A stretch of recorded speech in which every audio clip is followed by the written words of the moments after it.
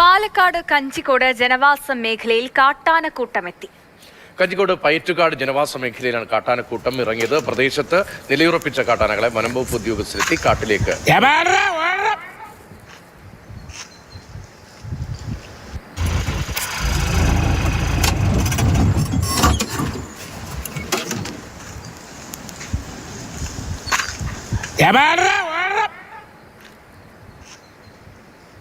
Gokul VS ചേരുന്നുണ്ട് കൂടുതൽ വിവരങ്ങളുമായി. ഗോകുൽ, ഇത് എപ്പോഴാണ് ഈ ഒരു സംഭവം ഉണ്ടായത്?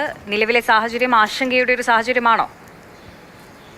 ഒന്ന് ഉച്ചയ്ക്കാണ് കഞ്ചിക്കോട് മേഖലയിൽ കാട്ടാന ഇറങ്ങിയത്. ഇവിടെ ഇടയ്ക്കിടയ്ക്ക് ഇത്തരത്തിൽ ആനകൾ ഇറങ്ങാറുണ്ട്. പയറ്റുകാട് ജനവാസ മേഖലയിൽ കാട്ടാനക്കൂട്ടം എത്തിയപ്പോഴാണ് വനംവകുപ്പ് ഈ കാട്ടാനക്കൂട്ടത്തെ തുരത്തി കാട്ടിലേക്ക് ഓടിച്ചത്. കുറച്ചു നാളുകൾക്ക് മുൻപ് തമിഴ്നാട്ടിൽ നിന്ന് വന്നൊരു കൊമ്പൻ ആന ഈ പ്രദേശത്ത് പ്രശ്നമുണ്ടാക്കി.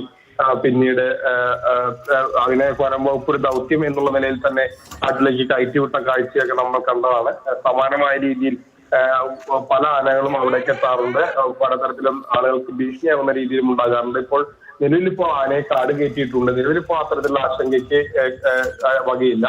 ആനയെ കാട് കയറ്റാൻ കഴിഞ്ഞിട്ടുണ്ട്, മറ്റു നാശനഷ്ടങ്ങൾ ഉണ്ടാക്കിയിട്ടില്ല. പക്ഷേ നിരന്തരം ഇത്തരത്തിൽ ഈ മേഖലയിൽ ആന ഇറങ്ങുന്നുണ്ട്.